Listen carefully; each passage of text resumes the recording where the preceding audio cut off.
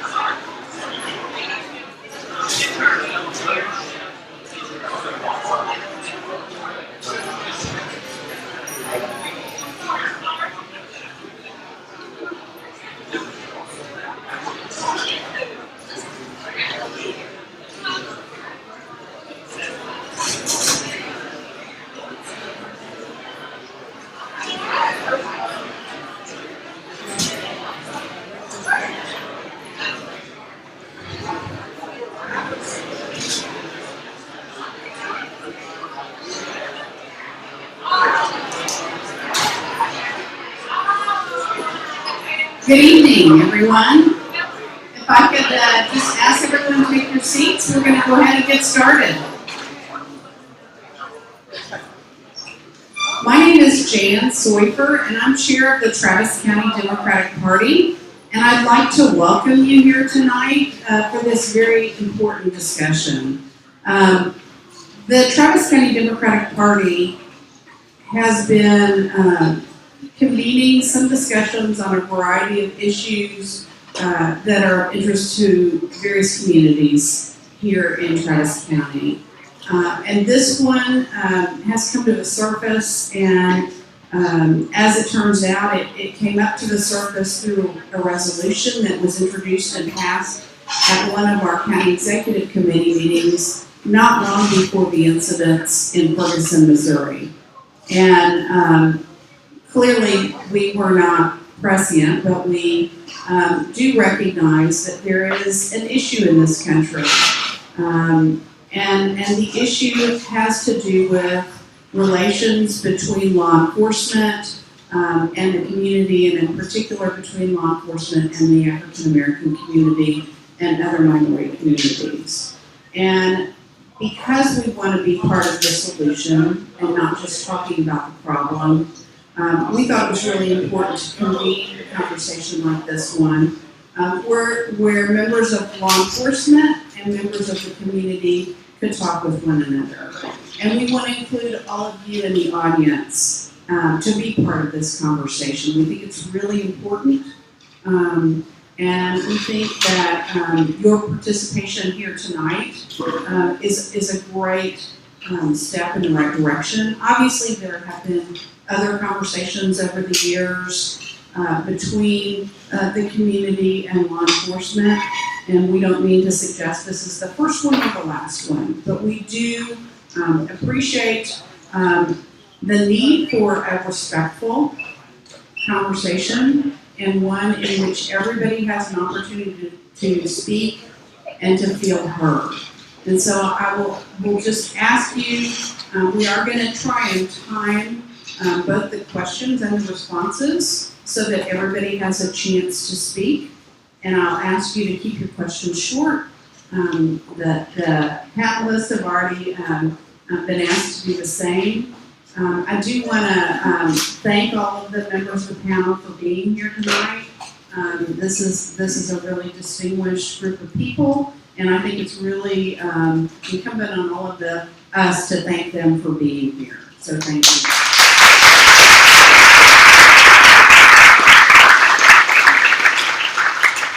I also want to recognize that there are a few elected officials in the audience.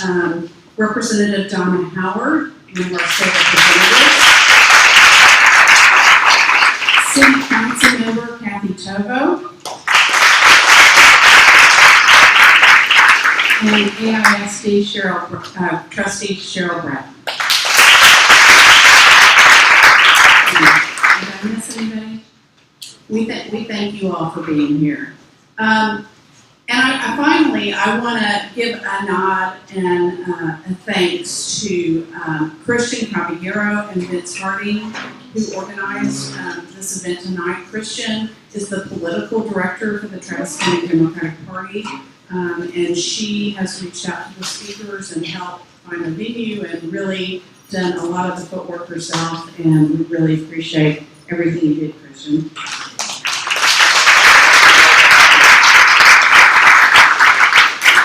And Vince Harding is the elected secretary of the Travis County Democratic Party's County Executive Committee. And Vince actually helped spearhead the resolution that the CEC passed in July and helped bring this event together as well. And so we want to thank you as well. And I'm going to let, I know you didn't come here to listen to me. I didn't come here to talk. I came here to listen. So I'm going to let Christian and Vince take it over from here. And once again, thank you all for being here, and thanks to our panel members.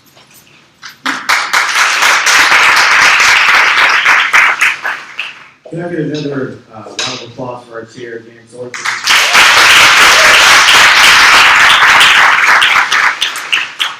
I want to thank everyone for being here tonight for this very important discussion. I want to take a few minutes to explain the resolution before we hear from our panelists. In April of this year, we had a request from one of our precinct chairs to draft a resolution to address the fact that African Americans have been shot and killed by the Austin Police Department. So after that night, I spoke to several members of the community about this issue, about what we should focus on in a resolution. And they gave me 3 priorities. Number 1, don't vilify anyone, because we all must work together to solve this problem. Number 2, ensure all the information in the resolution is accurate. And number 3, call for a specific action. So after preparing our draft resolution, we sent it to the chief to give him ample opportunity to have the opportunity to review it. We also had further conversation with our precinct chairs. Now, specifically to the resolution, we focused on the following facts.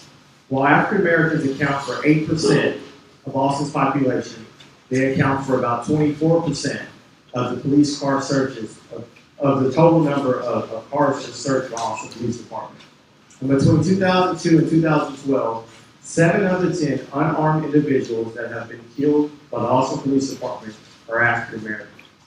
It was based upon these facts that we called on APD to develop additional policies that would address these issues. Additionally, we want to have public conversations to move this dialogue forward. And then also, we wanted to ensure that APD holds officers responsible when their actions violate policy. So as we were planning this event, the Ferguson incident happened. And this tragedy helped to highlight an issue that is a problem across the country, as Jan said earlier, that unarmed African Americans are being killed by police officers. As we know here, this is a problem that we must solve. And we're excited to hear tonight, and we're looking forward to the questions. And with that being said, I'll turn it over to Christian for our first question.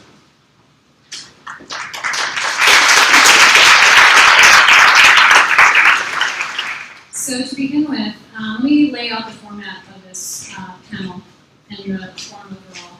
So each question, for the most part, will be given 1 minute each for question to question, and then for it to be answered. But the first question is a very broad question, so we're going to give the panelists a fair amount of time to answer it within 3 minutes. But then there's a bunch of sub-questions that will be a little bit more detail-oriented as far as solutions pertaining to policy and how policy can be improved. So I'm going to use hand signals so we can keep time, and this is mostly for the panelists. Hand signal for 3 minutes, 2, 1, half a minute, and then this means time's up. And I'll have some flexibility and some leniency for you to finish your last sentence. But at which point where I really need you to stop talking, I'm going to use this hand signal. I want to make sure that this forum is as respectful as possible. This is not a confrontational forum. This is really an all-inclusive space for a very respectful and open dialogue. So please, as far as the forum is concerned, please have the same respect as well, especially once we get to the audience participation segment, which again will also be timed. And as I said, you'll be given 1 minute for a question or comment input. It would be more productive if it was in the form of a question, essentially directed to one of the panelists so that there is an exchange. But again, you'll only be given 1 minute, and the panelists to respond to those questions appropriately will also be given 1 minute. So here we go with the first question, which will be 3 minutes. And I would like to direct this first to Chief Acevedo. How effective is current policy for police accountability, and how can it be improved? 3 minutes.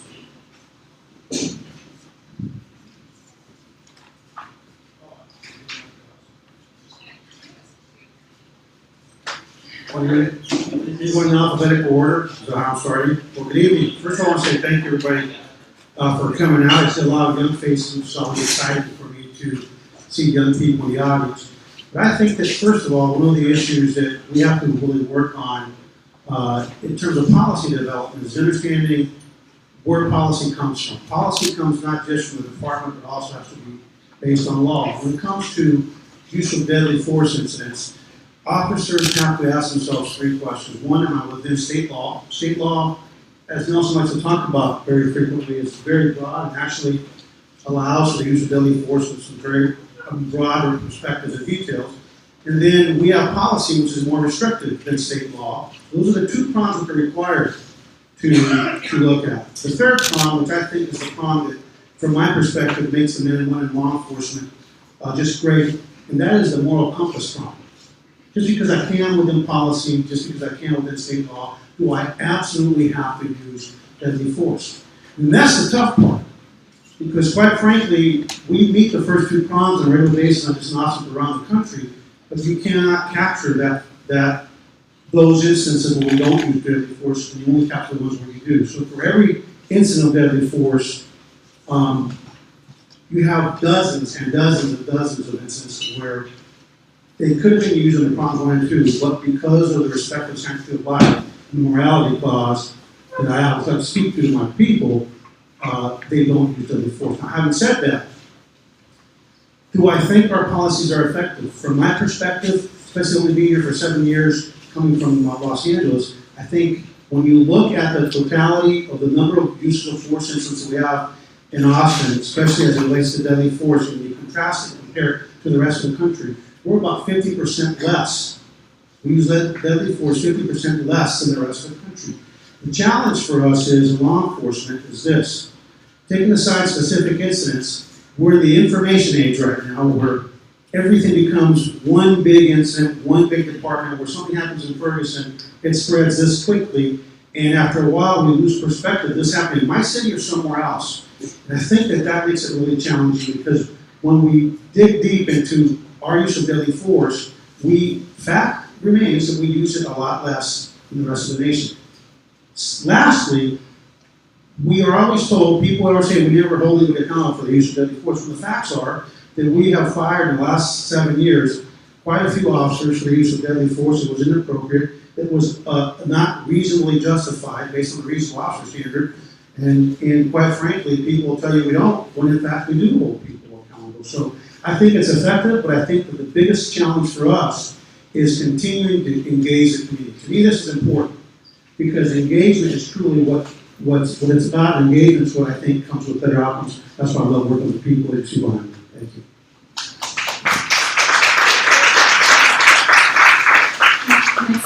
Nelson, if you wouldn't mind, and I'll go ahead and pass the microphone.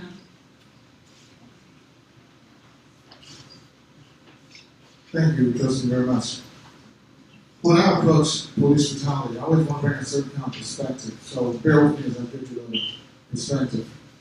I left a conference in Chicago, in May, where folks all over the country were working together to address this issue and try to connect local communities. It was led by a lady named Angela Davis. You guys might know her. And we have some very good ideas about how to do this. One of the things is we have to share what we've learned from this process. This is not a new problem. This has been a pervasive, persistent issue in the United States of America. Here's what I want to say about this issue. Although the police are the front lines and oftentimes we have the attention, we tend to ignore the fact that we have a city council, we have a mayor, we have a DA, we have a county commissioner's court. For this problem to be eradicated, all of those bodies of government must have an equal role. They must enforce the law. We can talk about police for the next century. If we don't enforce the law, this doesn't happen. Back in 2003, after the death of Jesse Owens Jr., there was a very important grand jury. The grand jury said, look, in Austin, Texas, you have a racial problem. And it permeates every institution in the city. They wrote a letter and told the public, this is the problem. They said, police auditor, police chief, sheriff, city council, commissioner's court, get together and address this issue now. That was 2004. So apparently we're not learning the lessons that have been laid out for us. One, we have to all communicate. Two, we have to begin to revise things like the antiquated, slavery-based Texas Penal Code, which gives officers too often immunity from prosecution. We can also revise 18 U.S.C. 242, which is an antiquated federal statute. So my point is, we know how to stop some of these shootings, but we need your help. And until the city council, the mayor, these other folks who too often sit comfortably on the sidelines, it's not going to happen. This is not just a police issue. It's endemic, it's systemic, and it's a part of every institution in the city. So we're going to address Ferguson. Let's first of all talk about what we do together. Let's hold each other accountable. In most cities where there's communication, even though there's shootings, there's a certain kind of respect. If you look at Ferguson, Missouri, it's a local issue because nobody there was involved. City council was absent, everybody was absent. That's unacceptable in this century. So my point is, everybody has to share responsibility, especially the government. Hold police accountable. We have to hold ourselves accountable. But there's plenty of evidence already done, for example, in Austin, Texas. This is a final comment. We had a DOJ investigation in 2011. It gave the city 165 recommendations. That ought to be best practice all over the country.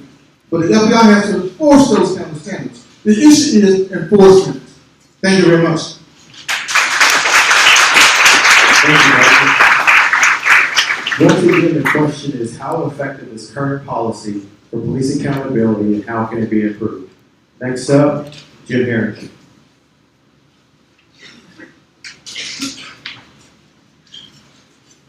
Thanks. Thank you. I was wondering which finger I was going to get from Chris Young for the 1 minute warning, but it's also nice not to have my back to Chief Acevedo. At least you didn't say one finger from me. I've already seen it. So, I've been involved with police for 40 years now. Even to the point now that I actually have a detective with a son-in-law, though I did sue his father at one time. And so I listen to that and I look at my experience and what is it that would make the police more accountable? I think it's clear that lawsuits don't do it by themselves. I think it's clear that more training doesn't do it. I think what we ought to use probably is a corporate model. And that is the supervisors of the officer who does something wrong ought to be liable. Now, we don't have, under federal law, that is not possible. But under, I think, principles that we have, the third principle we hear from the chief about basically a moral decision, I think this is something the city council, the city manager, and the police chief could do if they really wanted to do it, is if somebody is shooting or if somebody has killed somebody on duty, where was the supervisor? Where is the supervisor's responsibility? What was the supervisor doing that this officer got out of hand? Why was it the supervisor didn't recognize this? And I think that if you actually look at a different model of enforcement, in this sense, at least we ought to try it. At least the city ought to council ought to make it happen. It has that power. But get away from sort of the way that we always do this, because it's not working. It's not working. You got to try something else. I think also that and we saw this in Ferguson. I think in a sense, Captain Johnson to me was the hero. Represents two different kinds of police approaches. One, we had the militarized, disgusting zone, and the other we had the fellow who tried to work with the community. And that ought to be, I think, the response that we're looking at. I also think that when things happen, like when people get shot, people get killed, that we've got to not have this narrative that the police chief usually puts out right away about how the victim is guilty. Blaming the victim. If you notice that this is not something peculiar to our house of Vale, but the police do it all around the country. You know, we saw that for blaming the victim in Ferguson, right? But that's what happens. It ought to be just, let's see what happened, let's just investigate it, instead of putting the narrative out there. But the most important thing that we can make any change at all is to hold supervisors accountable. Hold the chief accountable for holding the supervisors accountable. Why did this happen and how should it not have happened? Thank you.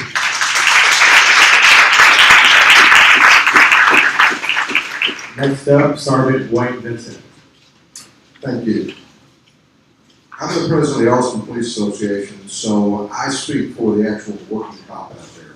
Austin Police Department, had close to 30 years with the department.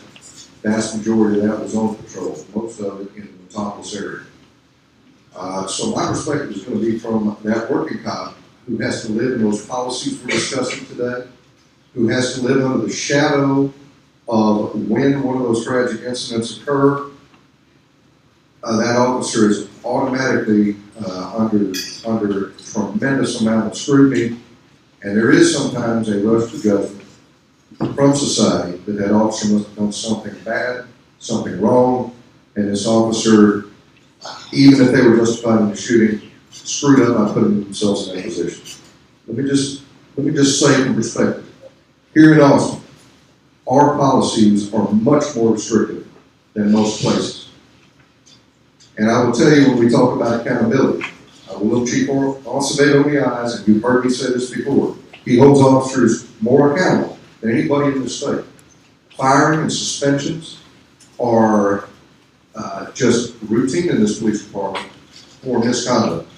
At some point, to answer your question about policies and how effective they are, if we rely on just policies and go back to that well time and time again to solve this problem, you're almost to the point, you make it more restrictive. You have tied these officers' hands and given them a signal, retreat when it looks like something might get bad. I'm not so sure that's where the community wants their police department to be. So when we talk about only policies to solve these situations, we're being short-sighted. Nowhere in this resolution, and I've said this before, do I see the community's responsibility in a shared effort with us to talk about something else. And that is that 99.9% of the time, when suspects run or fight or are otherwise combative with the police, it ends okay. Nobody gets hurt, nobody goes to the hospital. If we're talking about those minority of cases in which it goes bad, but the bottom line is, the common denominator was someone chose to fight, flee, or assault their police. I'm just asking the community to help us tell our young folks, don't do that. Our other part is the policies, abiding by the policies, but we need to share commitment. Next up, Ashton Cumberland. So I would first respond to the question. What do you think? Is the accountable system working out? Well, I think we've heard from Nelson and Jim that it's a work in progress. And then you also heard a comment as far as I don't disagree that compared to other states, other cities, we may be doing a better job. But one life lost unjustly is one too many.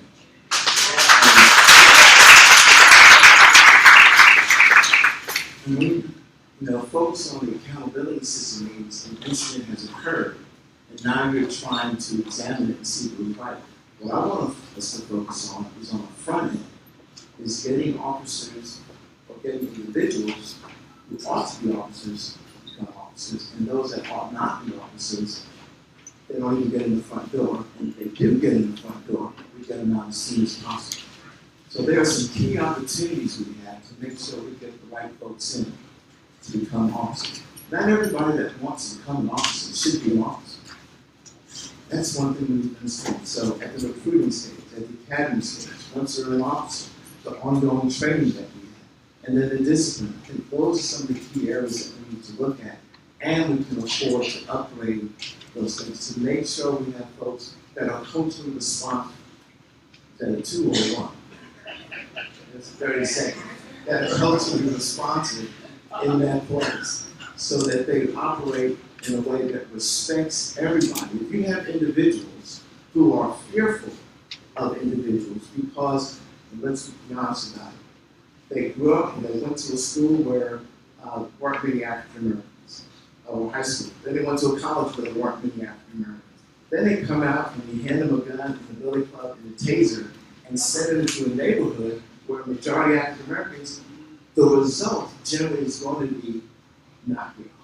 Even if folks aren't killed, they're being oppressed and treated improperly. We've had officers say, what else am I to think when I see a black person driving a car in Northwest Hills, except he doesn't live here? It never dawned on that officer that the person he stopped had lived in that neighborhood longer than that officer had been on this planet. We have officers that it's stopped now. We had an officer who said that for everyone he stopped east of 35, he pulled him out of his car and had him sit in the gutter. This was a 65-year-old plus man. Only stopped for traffic events. So we have to work on having individuals who respect everybody, just like it says in the code of conduct for officers. They need to be trained early on, trained during the beginning, evaluated during their stay on a continuous basis, and disciplined appropriately so that we have culturally responsive police officers so that we don't have these incidents. As few as they may be, they're still far too many.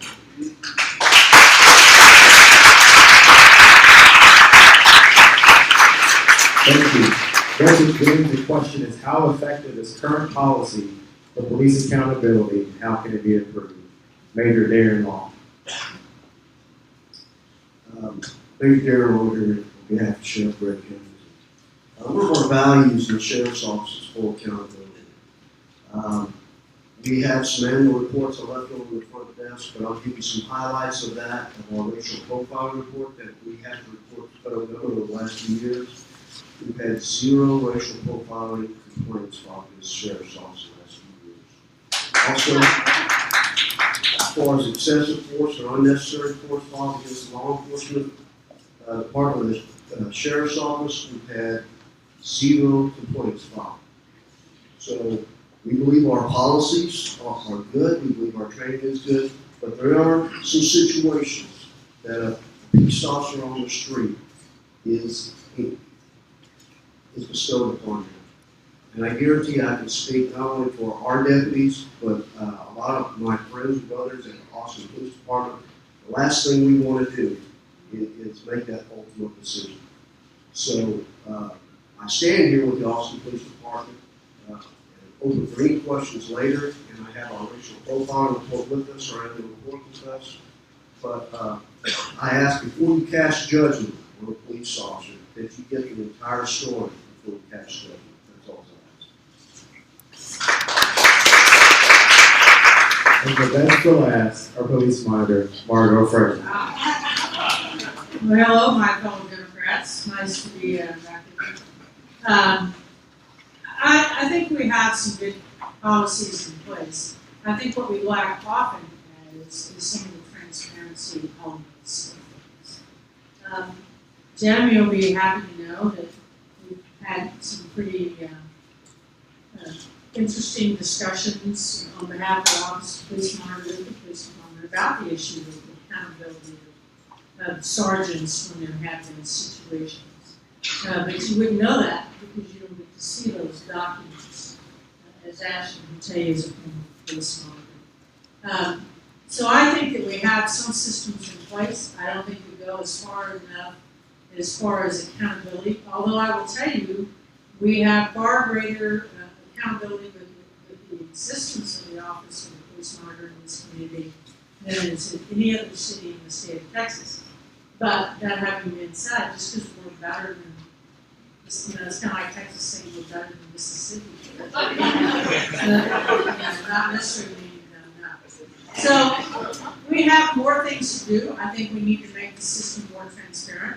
I do think that we need to ask the question when there is an incident in which an officer is in a situation where force is used, particularly deadly force. I think we need to ask the situation of how we can give the officer the tools to have avoided having to make that decision.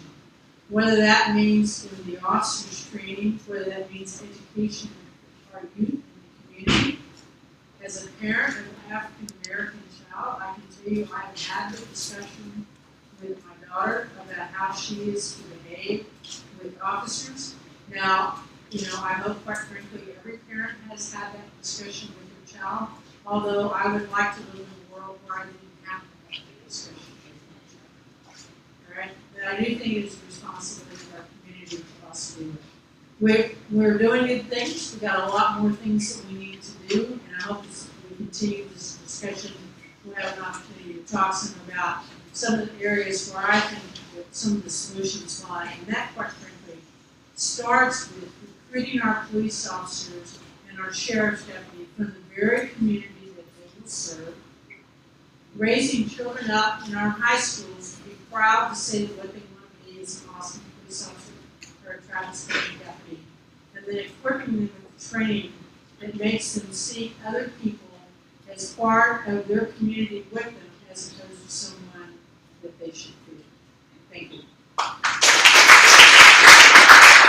Okay, so this is a part of the segment of the panel where each question will be no more than 1 minute each. We'll be given 1 minute to be able to respond.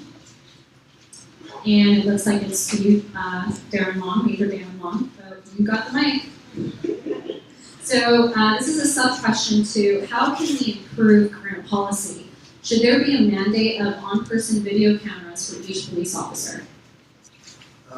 We're testing some body cameras right now, and we'll be going before the Travis County Commissioner's Court on a bunch of proposals. We're going to be testing over this year with our school resource officers. I believe it's another valuable tool, just like the dash cam camera in our vehicles. I think that's where everything's going, and I would say I'd be willing to bet that most of the time it's going to clear the officers that they're doing everything they're supposed to be doing. So I think it's a good thing. You can just pass the microphone along to the right.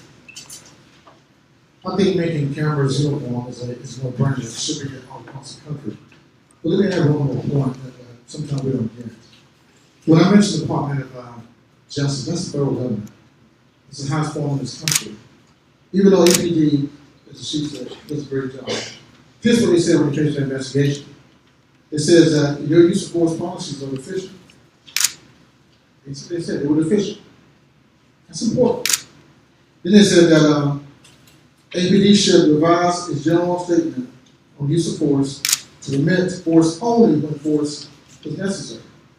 Back to the comment about running point, running is not necessarily resistance. So once again, the law is the law. If you focus on forcing the law, it answers a lot of questions. But we don't. We make up excuses. They were very clear.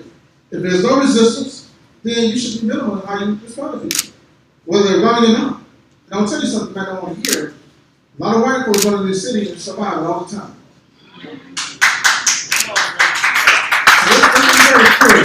Running is not the problem. The problem is you're not enforcing the law. And that should be very clear. The question was about cameras, and I can tell you that I predict in the next 3 to 5 years, you will see a personal body camera. I'm sure we may not like this, but it is what it is. It is, cameras are unless they're edited as they are on the internet sometimes to show the police reaction, not what led up to the police reaction. But an unedited video is basically a sentry that's going to tell part of the story. We met with some folks last week, and I've challenged them to create a system that will, just like our patrol car system that we have now, automatically turns on when the officer gets out of the car. Quite frankly, I'd rather not have a camera than to have a camera and not have it on when that critical incident. Because nothing kills public trust more than not having a camera on that was available. And so I predict in the next year, we've been testing them, we will have a proposal for council to get the personal cameras. So it'll be a huge benefit because it's going to capture the officer doing what I know they do, which is the right thing, almost 100% of the time. Every time I go to any conference, it's kind of law enforcement based, I spend a lot of time talking to people who are out there in the world of personal body cameras.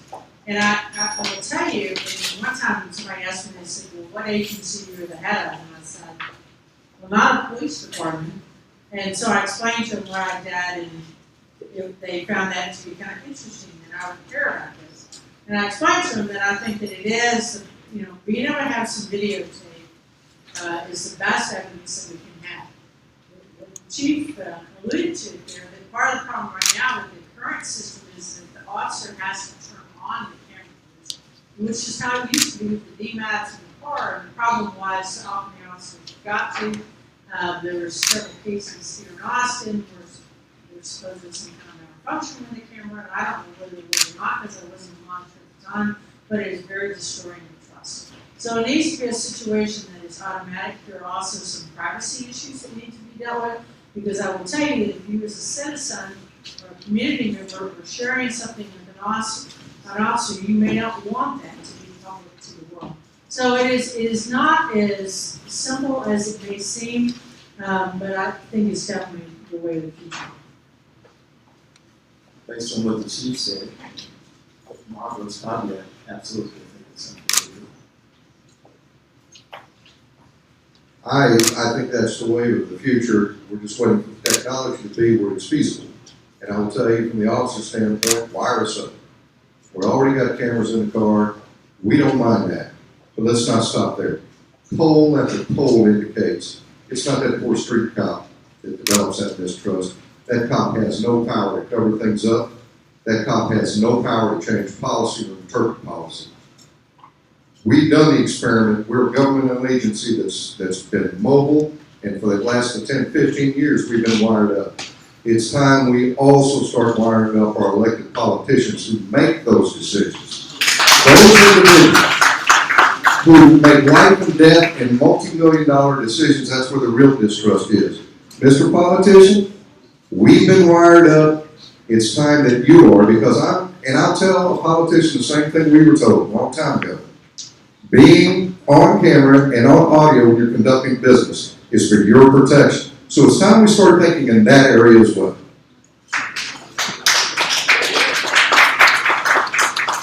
Man, can you imagine Rick Perry wired up?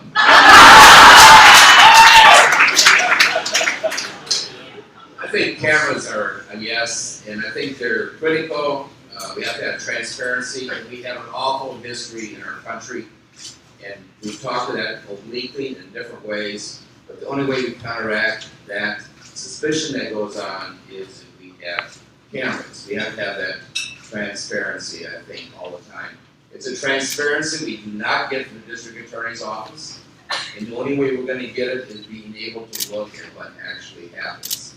We experienced Ferguson because we could see it in a way that was unbelievable for many Americans that this could still be going on in our country, and it is going on. And every time we see it is a reason why we need to have cameras, why we have to have that transparency, so that we can have the discussion that we're having tonight, and hopefully the change that will come as a result of that. Thank you. Well, it seems like we have a 7-0 in favor of video cameras. So it seems like we need to put a charge together to make sure we get video cameras right now in Austin, Texas. As we move forward to the next question, once again, it'll be 1 minute each. The topic will be on the use of deadly force. The question is, should there be further restrictions on the police department's use of guns as an effort to prioritize the use of non-lethal methods of restraint? Yes. Yes, but you know, that's a loaded question, it's a difficult question. And I'm gonna come back to the supervisor, because I think that any time there is a shooting or there is some allegation of police brutality or whatever that happens, that officer, this is where the transparency in the filming comes in, that supervisor has to sit there and watch that and explain why that happened and how it should not have happened. I don't know if you saw the video in St. Louis where the mentally ill man was shot and killed by the police, right? They handled it wrong. Now you can make all the constitutional arguments that you want, that that's permissible under the Constitution, but it was wrong because he ended up dead, he was obviously mentally ill, and the police used force he did not need to use. And that's what we have to be looking at, because a large number of calls are mentally ill folks, or people that have issues that need to be dealt with. So I think we have to constantly revisit these issues and these points. And just the way the question is phrased, do we want to restrict the use of firearms even more than they are? I think you would get from the working police officer and myself a resounding no. Right now, you're as close to restricted as you can be without saying that using your firearm can only be used if you've been shot at first. Each case is weighed on its own, but any further restriction in the discretion of that officer to use his firearm, I think would be stepping over the line and once again put an officer in this department and the officers that work there in a position to really see some palatable depolicing, because it's just more restrictions that you're going to get diminishing returns on the quality of service that officers do out there. So, I don't disagree that the question, can't be answered in the back. Certainly, I would support looking at current policy, and I think, I don't know the last time the policy was reviewed, this last time it was reviewed. So certainly it can take another review, and maybe it needs to be changed. But again, and I don't think your question assumes this, but changing it by itself obviously doesn't do. Many of the deaths that we've had, it wasn't the policy that was a problem. It was the action of the officers, and in fact, the officers not following policy. So, we need to be careful that we say, oh, we need to change this policy, change this regulation. And again, I go back to, it's who we recruit, it's who we put the badge on. It's what we're doing once they get there, what kind of ongoing training and evaluation on making sure that we have the right people in that office or in that position. And then once something does happen, do we do the appropriate and timely discipline? So, yeah, I'm all for looking at the policy and seeing if things can change, but by itself, that's not what we do. I don't think that the policy is the issue. I think that what we need to continue to work on are training of our officers, to continue to stress even more so the concept of de-escalation, to train officers that is in training that there are situations where they're allowed to de-escalate and when, so that they don't look at everything as some officers on here where it's almost kind of this contest, and that they're trying to anticipate what may happen to them. They always assume it will be bad things that happen to them. This is what also knows police training across the country that there's issues there. So I think we need to emphasize in our training. I think we also need to look at supervision and making sure that our sergeants, that we have enough sergeants within the Austin Police Department who are actually deployed out on the street to provide supervision to officers so that they're there to make calls and for people to understand the occasions it's okay to slow down. I'm not talking about policing, I'm not talking about officers not responding to scenes, but taking the time to make the assessment so that perhaps we wind up with a different outcome. Thank you. Well, I was say one thing that Jim Harrington and I agree on, and that was the moral compass piece. We're talking about that St. Louis shooting with that man with the knife that was saying you shouldn't shoot me, next thing you know, you get shot. I have a lot of heartburn.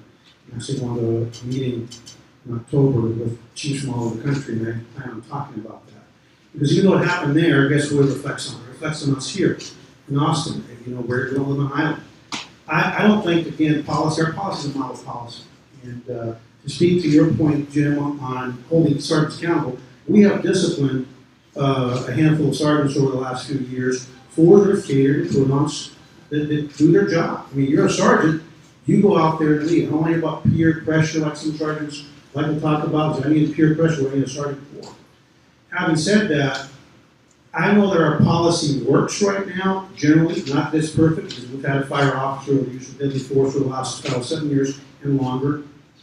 But I have the benefit of seeing, almost on a daily basis, instances where officers use less lethal force on an almost daily basis instead of deadly force. And unfortunately, maybe what I need to do, what we need to do is be able to put that out more often so the community sees for every use of force, deadly force, there are dozens and dozens of instances that we don't.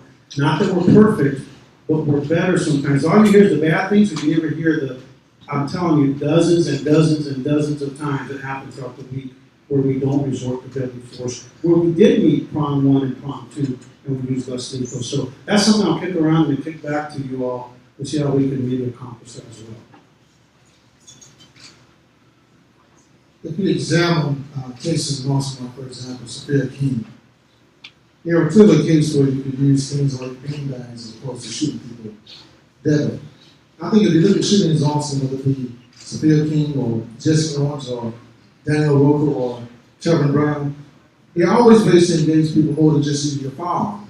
If you read the FBI report, it talks clearly about different kinds of intervention. You don't always use your weapon.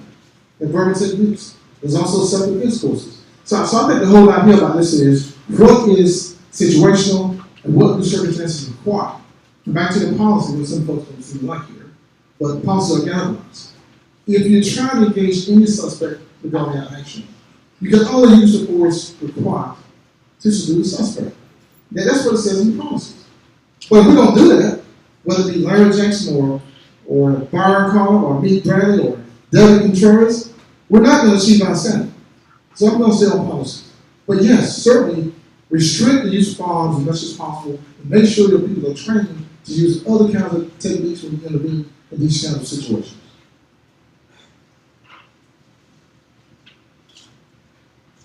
I'll reiterate what some of my panelists have said. I think we really need to emphasize on training.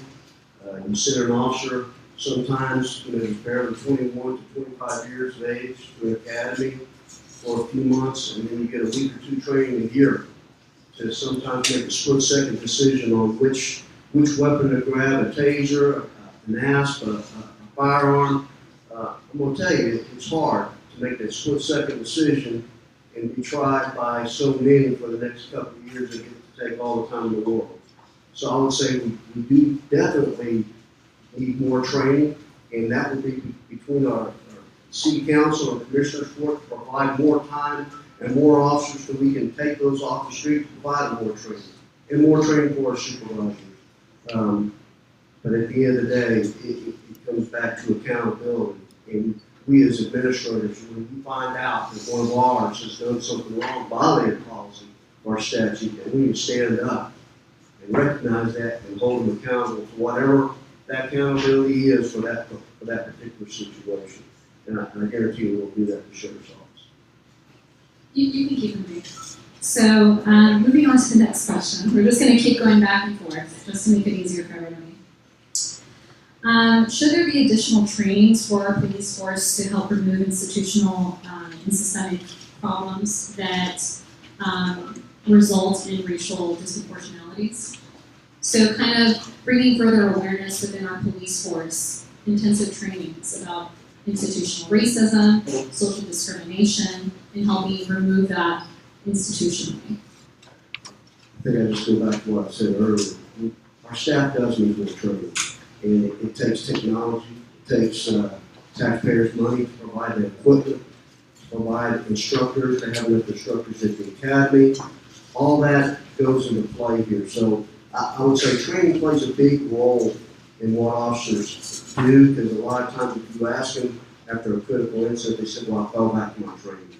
So when we go before the city council or the commissioner's court and ask for training slots, which a lot of people don't understand, is to provide where you can take officers off the street and put them back in the academy for a little while, retrain them, continue training with case law updates and everything else. So it is going to come back to training.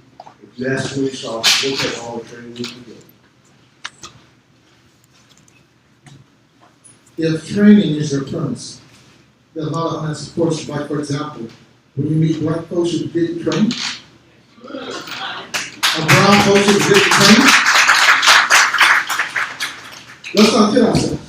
If training was an issue, you'd have disparities across the board. There are issues here that are race, and we're not addressing. The truth is, when you deal with black people in the city, and brown people, there's a high use of force. It's cultural, systemic, and even racist. That's way beyond training. Way beyond training. And if we're going to ever address these issues, let's put honesty in another paragraph. Let's go ahead and admit that when you come to black people later on, we shoot them, we kill them. That's unacceptable. The numbers show that. They up there said that. I didn't say that. So that's a real issue, not just training. This is much bigger than training. No, I think you do it, when you get a critical incident, we have to make a split-second decision, you're gonna rely on a couple of things. Instinct, if you don't have the training.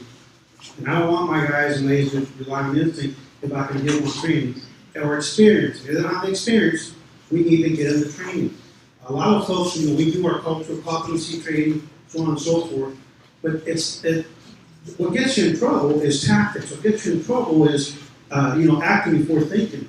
And so one of the things that we did as a department, we've actually moved towards monthly training on use of deadly force, scenario-based, force on force, including escalation. We're the only department in Texas that trains monthly. I guarantee you. You will not find the department that's training as much as we are. But there's another piece too, that we have problems in our community, black on black, brown on brown, people of color, of a lot of socioeconomic issues that we have to address, including the criminalization of childhood in our nation, where a lot of kids, instead of being suspended or sent to the counselor's office when there's a fist fight, they end up calling the cops, district police. Next thing you know, they have a battery or assault charge. Next thing you know, they quit school because they now criminalize childhood. Because to me, that's part of what ends up with a lot of the other problems happening in a lot of black and brown communities. Starts with the youth and starts with the institutionalized disparate treatment of poor kids. It also happens to white kids that are in poor communities. So that's another piece that I think that we need to work on as well.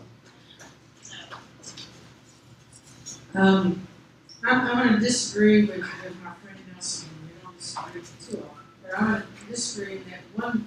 I do think there is a training element, and this is the element that I think there needs to be. I think we need to talk about race, and I think we need to talk about race to our police officers, and we need to talk about the fact that all of us have some intrinsic biases. All right. The first person in this room who doesn't have an intrinsic bias, please stand up and wave your hand. So I can call you either a fool or a liar. Okay? Because we all have it. And so what we have to train our officers to do is to recognize when that's kicking in. That when you walk up to the car and it is a young African American male, that you don't react differently than if you walked up to the car and don't make Marvel 30 police monitors, but you got this sad admitted almost 61-year-old white lady, right? That if the officer's mood changes, and when you listen to video, you can hear that happen. When someone is treated and spoken to differently, and assumptions are made based solely on color of skin, then we have a problem. And the biggest problem we have is that we need to be able to talk about the fact that we're a product of our society, we're a product of our upbringing, and we need to try and do some innovative things. And I do think Boston Police Department works really hard at trying to do lots and lots of training. But I would like to see APD in departments across this country actually start to talk about this and address this issue.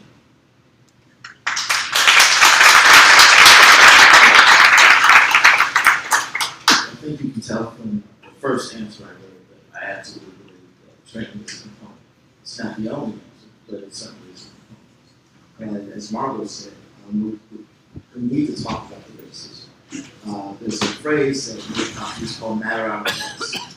And one of the examples I gave you early on, when that officer saw the black man driving in Northwest Hills, and his mind was matter out of place.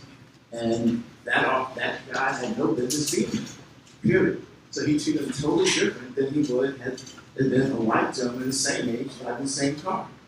And so we do need some training to identify, as Margot said, absolutely, that's what I'm talking about. I'm going to talk about cultural responsiveness or cultural competency training. To identify biases, our prejudice, our stereotypes, our fears. So we need to come to grips with those and recognize that we leave those behind so that our behaviors and our actions don't result in disparate treatment, which in the case of police officers, as opposed to just teachers or bankers or real estate folks, we have some of the same issues, but police officers, when they act wrong, someone could wind up hurt or dead, and that's what we have. So we absolutely need to be trained, but we're not talking about an 8-hour class. This isn't a check in the box, go, walk in the door, and 8 hours later walk out and be culturally competent. This is something that is a continuous, ongoing training that needs to be monitored. Your attitudes need to be monitored. This is across the board. And as we become a more and more diverse society, it's more and more important that we have too many folks. We only talk about those that are dead. We don't talk about those folks that get abused by attitude, or those folks that just get arrested when they ought not be arrested. I'm a former prosecutor. I know the folks that got jammed up. They didn't die, but they got jammed up simply because of the color of their skin. So yes, training, cultural competency training is a big issue, and we need to do much more of it and a much better job on a more continuous basis. The question is, would more training in that area be effective? More training in that area is always effective.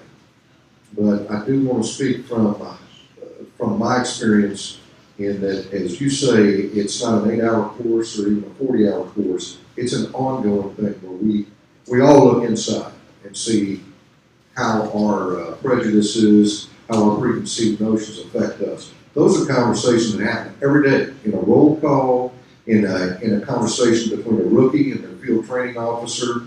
Those things are there. Now, unlike Margot, I don't think I've ever disagreed with Nelson Winter until today. When I'm going to disagree when he assumes, or maybe I misunderstood, that there's institutional racism within the police department. I categorically could say that's not the case. We have bad apples, we have guys with bad attitudes, inappropriate thoughts, those kind of things, of course we do. And of course, of 1,700 people, we're going to have that. I will tell you, though, that does come to the surface, and that officer winds up not working here. But institutional racism, the department's done a great job of making sure that that doesn't exist, but monitoring to make sure it doesn't creep back in is always a good idea. So I think the issue here is what's training and what's training. I've talked to a lot of people who have done sensitivity training, cultural competency, and all that. The officers don't take it serious. So it has to be something that's valued and is important. And we talked about split second, but sometimes that split second happens before, and it's provoked by issues of race. That fellow that was killed in Ferguson would not have been killed if been white. Larry Jackson would not have been chased if he had been white. Right? So we have to back up. We have to figure out how not to get to the split second. And we have to be honest that sometimes our race, our subtle racism that we all have, doesn't come into play. And you have to have the spirit, that I'm gonna deal with that, I'm gonna recognize it and deal with it, and that has to be valued in the police department, or it's a charade. It doesn't do any good to say split second that you really haven't worked to prevent it from happening. Thank you. We have about 8 minutes before we want to turn it over to you all. So if you're interested in asking a question to the panelists, you can begin lining up right here at this microphone. But before we turn over these questions, we have one final question to the panelists from up front. We all understand that officers have one of the most stressful jobs out there. So with that being said, should there be further evaluations to assess the mental and emotional well-being of officers? 1 minute each. I think one of the problems that we face, yes, that never hurts, and I think that's, again, that's something the supervisors ought to be doing, is watching for signs and bringing people into counseling if necessary. We also operate on the assumption right now that anybody who's been a soldier in a war is competent as a police officer. We've seen this issue come up. That somebody who was trained very differently than the person who's a police officer. I think that's something that we have got to put behind us, is that a soldier is not necessarily going to be a good police officer. You have to kind of get away from that patriotic vibe that's dangerous for the community. I believe that the department does a very good job of looking at the physical and mental capabilities of candidates, and they are monitored. There's a thing called fitness for duty. If signs are being shown, the chief can send them for evaluation. But let me just say this about the quality of personnel. The end game here is to get members of the Austin community to become police officers, to get the community to be part of that police department. So when we're having these discussions on how to improve the department, when we're talking to the young folks growing up, let's please put it in perspective. We're one of the most professional police departments in the country, whether we choose to believe it or not. And until everybody within this community has a desire to have their children being a police officer, we may still have these problems. So along with the other things we're talking about to change, let's try to change the attitude of some individuals about the department to them wanting to join us. And I think we do a real good job of trying to recruit and trying to do that early on in the schools. Let's keep that up. That would go a long way to solve our issues.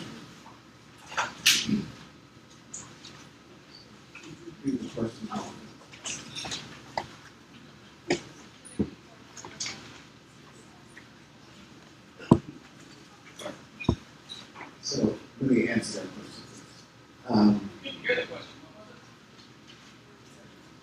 Should there be further evaluations to assess the mental and emotional well-being of officers? So the short answer to that, I think, is yes, and I think that was embedded in some of my previous answers when I talked about training and ongoing evaluation that includes the mental aspect. And even if a person joined the force, or when they joined the force, they had a good mental attitude, it doesn't mean that it continues. There are things that occur during the ongoing service that may impact their mental stability or mental health. So there needs to be ongoing change or some evaluation to make sure that they're on balance. So absolutely, we need that. The other thing I would say, though, when this is to your statement, is that I don't even want to identify it as a catch-22. Part of the issue for many of our folks of Hispanic or heritage or African American heritage, we feel are hesitant to join the force because of what they see. Now, I'll grant you that the police department over the years has done a much better job, but until they hear different words and see different signals from maybe some of the officers and from the union, then many of them are not going to want to be police officers.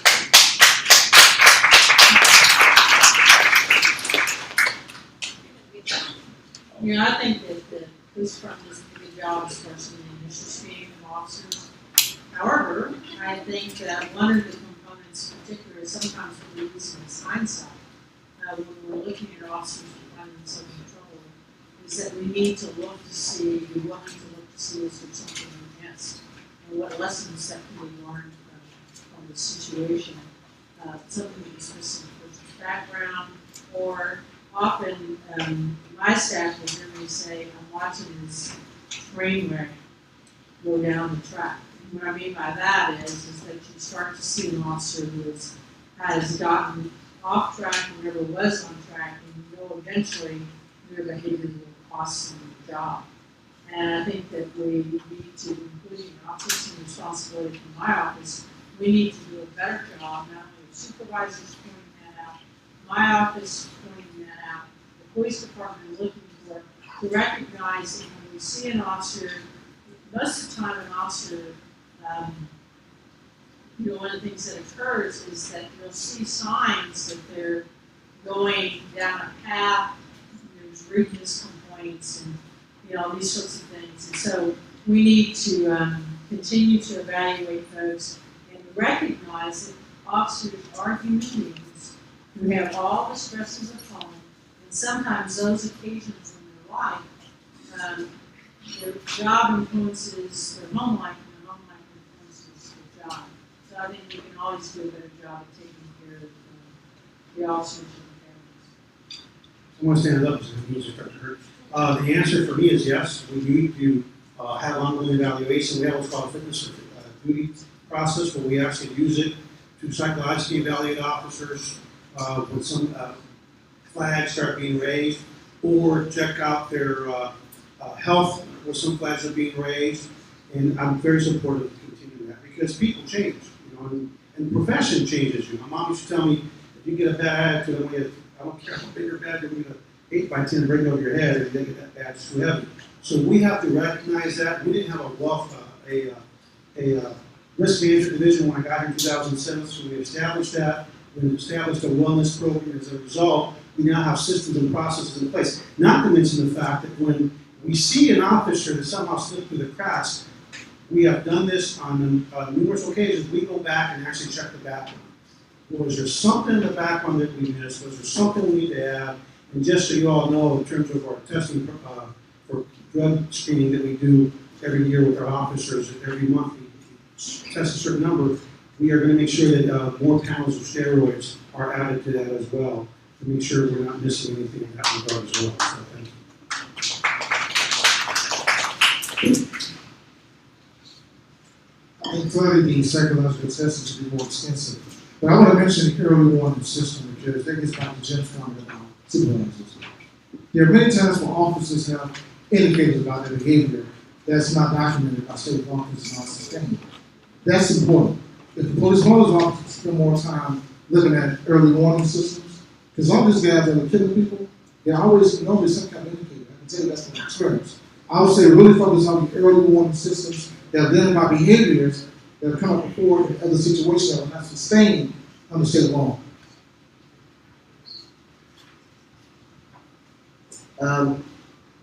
As far as psychological evaluation, yes, we need it as police officers. Police officers see a lot of things that most human beings are not meant to see. And over years and years and years, you start filling up that backpack. And we're human beings just like all of y'all are. In fact, most of us come from this community. So we do it as part of our mandatory training, mental health, wellness as well, peer-to-peer support counseling. We're in the process of hiring a full-time psychologist to do evaluations, fit-for-duty evaluations. So it is important if we stay on top of our staff, we train our supervisors to recognize those signs and those symptoms of someone going through a poor time and follow up with them. And after a critical incident, we'll make it mandatory. Those officers have to go to counseling and continue to follow up to make sure they're okay.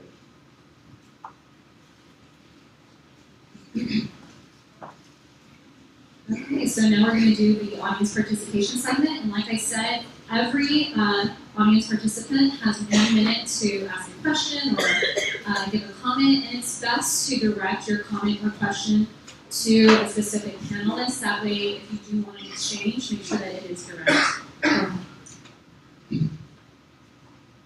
I've had the benefit of over the years of observing law enforcement and other parts of the criminal justice system at different places throughout the country. I do want to say that I believe that the Austin Police Department and the Sheriff's Department here, led by Chief Aceveda and Sheriff Hamilton, are doing a much better job than a lot of places that we can see, so I want to applaud them for that. But we have a major problem here that we have talked about primarily solving through training, and that's extremely important. But something else I've observed personally is it's very difficult if one has not grown up in a particular environment with particular people and particular cultural experiences to understand how to react. And in those split seconds of reaction, trying to think through training, I submit, is often not enough.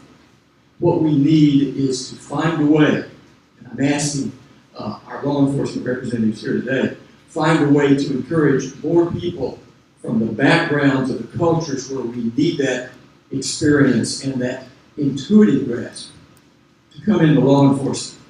What steps have been taken and what steps can be taken to encourage more people to provide that background to our law enforcement? Well, that's a great question. I think diversity, that you're speaking to, if you don't believe in diversity, I always tell people, close your eyes and imagine living in a community with no cops look like. How comfortable would you really be? Especially if you take into consideration the prejudices that we all have, the preconceived notions we all have. A couple of things. One, we are really focusing a lot on our youth programs in the Austin Police Department, working with the school district, with the Boy Scouts, to provide what's happening with black and brown kids in the summer. While the haves are enrichment programs, blacks and browns are just running around, they fall behind every year.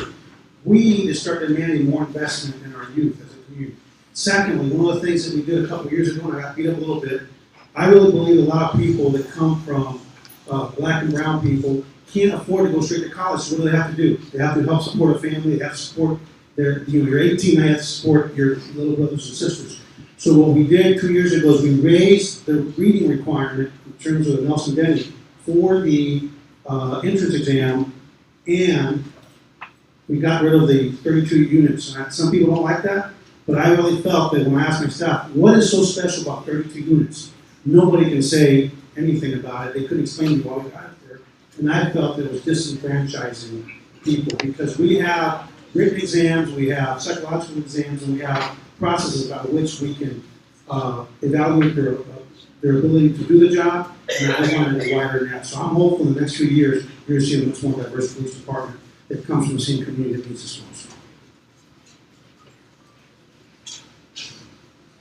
I'll add to what Chief Aceveda said. We have a few curriculums in some of the high schools trying to bring kids up through and to join the sheriff's office.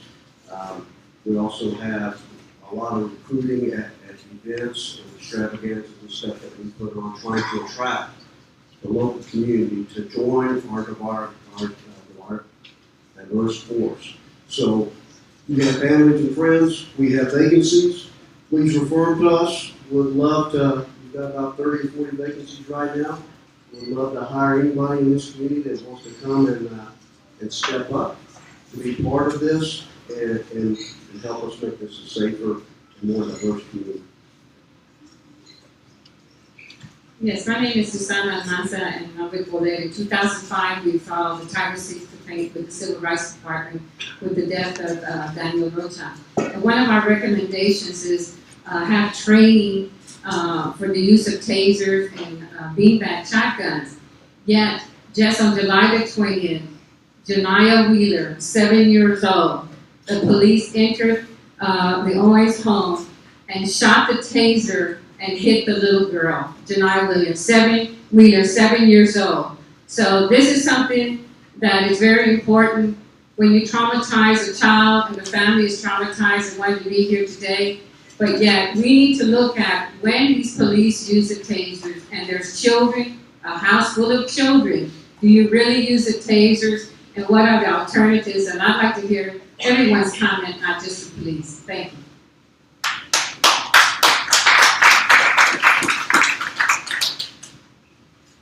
One of the things I would ask is that family contact my office, so that, what people sometimes don't realize is that people say, well, I told you about it. I do not have the authority to initiate a complaint. I can only do so by a community member bringing the complaint to me. So I would ask you to ask the family to get in contact with our office if they're interested, so that we can explain to them the full complaint process and what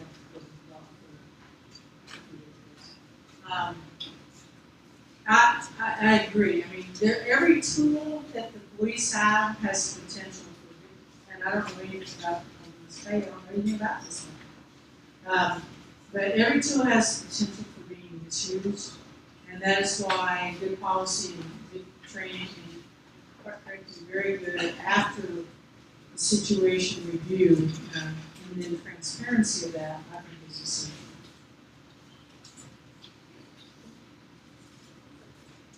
I didn't quite understand, is this an incident that just happened? And if it did, I hope an investigation started and we'll get to the facts of that. Agree with Chief Margot. Going back to the old days of sheriff.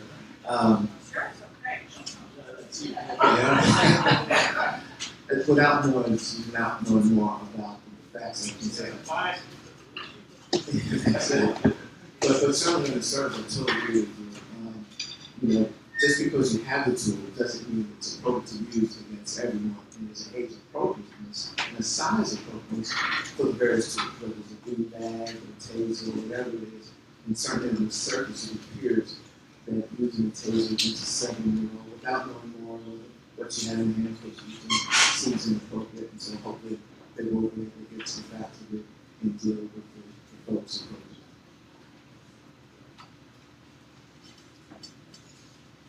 I'm aware that there's a complaint has been made, and obviously we'll investigate it, and if it determines that it's like any other use of the taser, if we determine it was inappropriate, and we will take appropriate action. As long as we're speaking about tasers, just so you all know, one of the things that we did about 6 weeks ago is that we actually took our use of force incidents involving tasers, and we created a more extensive review policy and procedure, where we took it out of the chain, of the officer's immediate chain, and we're having an outside chain of command look at each and every taser deployment in the city of Austin. Because although it's a less lethal use of force, people can fall, hit their head, so you've got to take it seriously. So I just want the folks to know, I just know that about 6 to 8 weeks ago now, we started a more extensive, we've always looked at them, those immediate chain of command. We obviously have now an independent chain of command looking at those, and so I think another step in the right direction for us. I do want to take a moment to recognize, we do have a few more elected officials that have come in. We have Constable Carlos Lopez in the back. We have Council Member Chris Riley. And we have Mayor Pro Tem Cheryl Hall.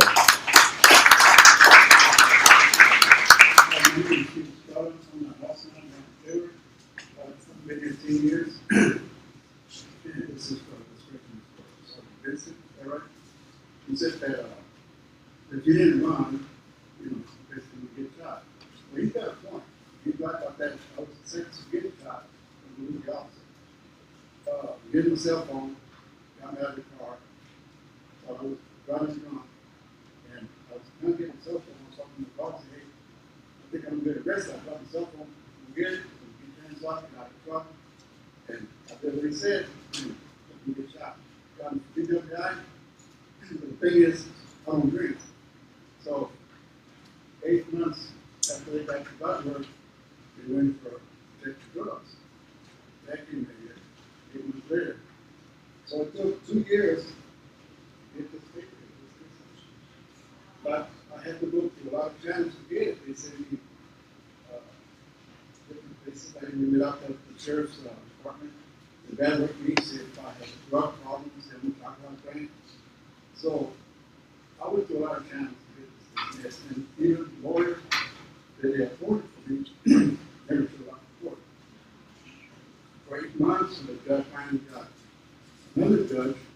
The other judge looked at the paperwork, so there's nothing here, so he didn't come back. The But then he came back and played it like the other officer. He said, well, you have to make a plea. Well, plea what? Well, that's the charge, so they can drop this charge. I said, well, when the plea charge, not anything. So he said, well, the prosecutor is saying, well, the sheriff's in the evaluation, and drop it. I said, okay, well, I didn't want to mess with something, so the judge did like you said, and then he got dismissed. But, you know, it's not just a police thing, it's the judge, the prosecutors, it's their officers, are really the police.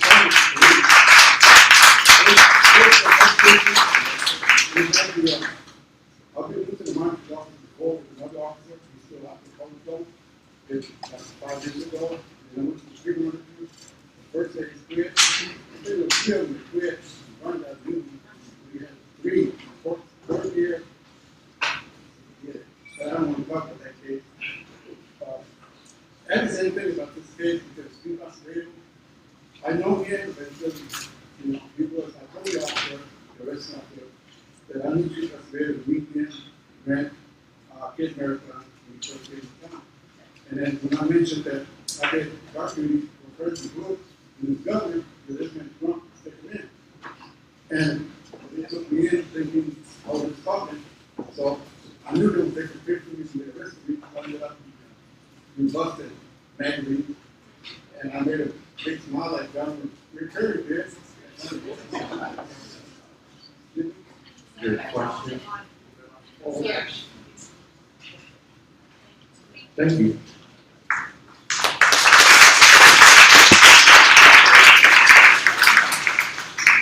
My name is Michael Carpenter, and I'm a small business owner. My introduction to the city of Austin was I was in a rental car, and I driving through Austin, and an officer pulled me and my family over, and the introduction was, once he pulled us over, he actually got me out of the vehicle and called the rental car company to verify that I had rented the vehicle in good standing. So that was kind of my introduction. My question is, when officers make that type of mistake and a report is filed, where's the district attorney's office when that happens? Is there anyone here from the DA's office? I'd like to speak with them. They were unable to make it out. So there's no one here from the Travis County District Attorney's Office. I'm very disappointed. And that says a lot.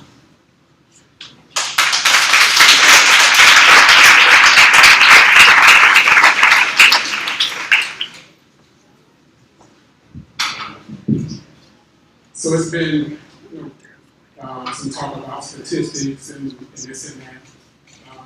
But statistics have their place. But the real issue here is the vast, disproportionate application of law against a certain group of people. And as a black man standing here in front of you, only recently, after the recent incident that hit the national news, I get out of my bed for a nap, drive down to my mailbox to get my mail, and as I'm getting back in my vehicle, a state trooper drives up. He looks at me over the window. I look down. Where were you, were you just walking down the street, probably 5 miles away, 10 minutes ago? That doesn't make sense. So then, for no apparent reason, he stops to question me about my whereabouts. And I said, dude, I just got out of the bed from taking a nap. And then he looks at me and goes, must have been your twin, laughs and drives off. So I'm trying to give you a perspective on, I'm 53 years old and I've seen a lot. And so this kind of gets under my skin. So the question, or the crux of the issue here is, as a police officer, I'm sure there's something called, hazards of the job. So in terms of that, escalation. So I'm trying to just understand how is it all possible that I'm not armed, that I get shot as a hazard of the job. If I'm running, and even if I'm running at you, you should be prepared to struggle with me. And if you're not comfortable with that, tase me, mace me. What I've seen in the media is, oh, you're being irate. Ha! I need an answer. I want a straight answer on what is the escalation? How is it all possible when you have someone, first of all, there's escalation, right? Verbal, physical, and then life-threatening. So how is it that somebody can get shot when they're not even armed or running away? That's unacceptable.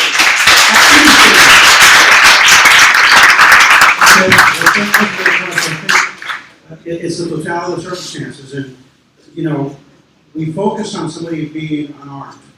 A person unarmed can cause great bodily harm and can actually kill somebody unarmed. It happens on a regular basis. As a matter of fact, a lot of police officers are killed with their own weapons. So we don't look at is somebody armed or they're unarmed. What we look at is the totality of the circumstances where the officer is justified. If you look in the internet right now, just last week in Los Angeles County, Jeff Deputy goes to a dispute at a mall, broad daylight dispute. 2 deputies, Hispanic suspect, Hispanic girlfriend. Next thing you know, the unarmed man surprises one of the deputies, cold cocks him, takes him to the ground. He's basically dazed, and he starts pounding on his neck, actually paralyzed the deputy.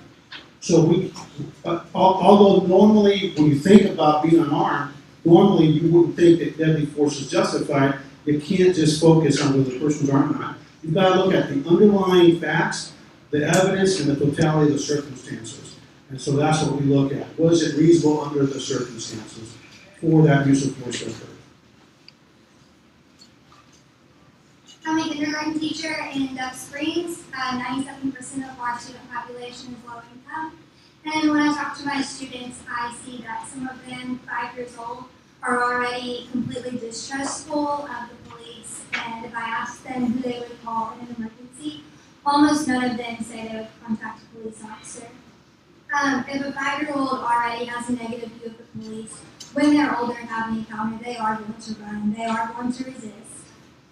And having an officer visit 2-3 times during their whole elementary career is not going to change that view.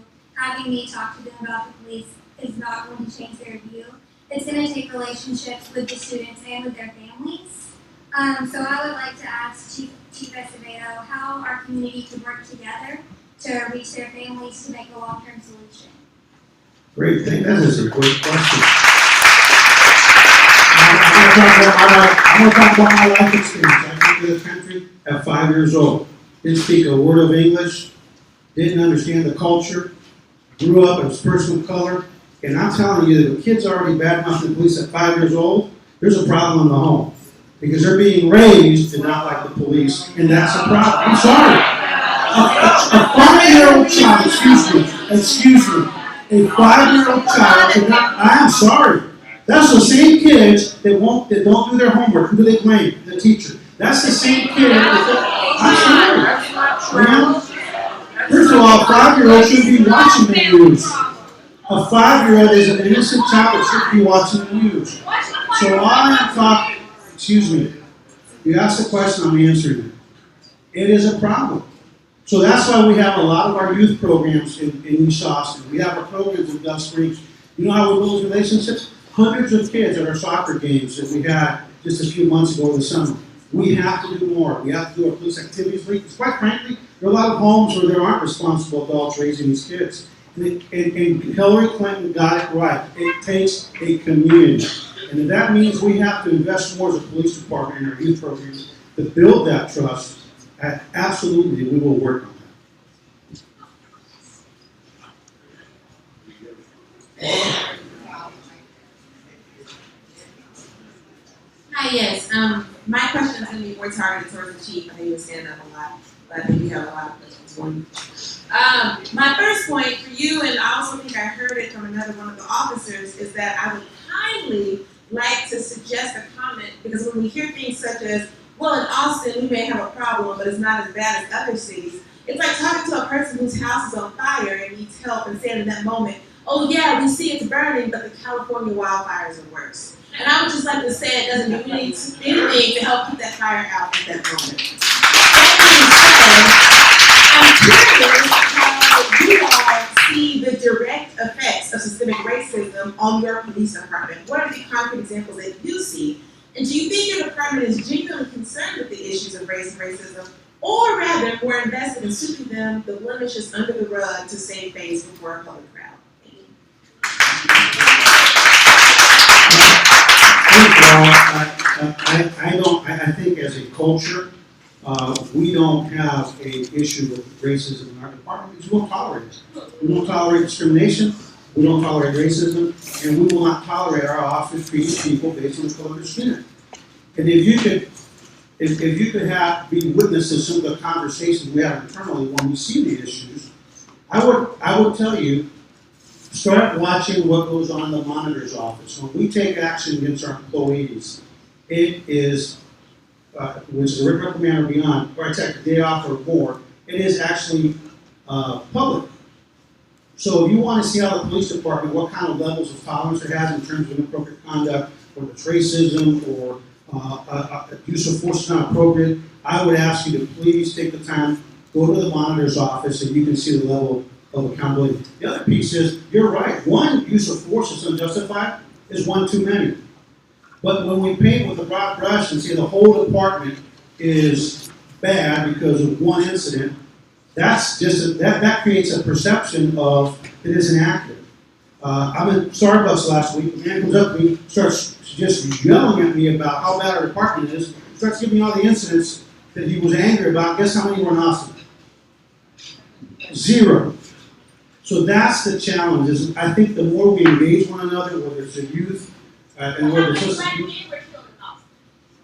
I don't have the statistics on top of my head. So the bottom line is we don't look at numbers, we look at what are the facts, what are the circumstances. And if the officer was reasonably not justified, we will take the appropriate action against him. That is a commitment that you can have from the police department.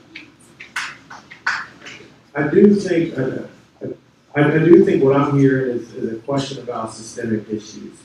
And in our resolution, we focus on the fact that while African Americans make up 8% of the population, they account for about 24% of all the cars that are searched by police officers.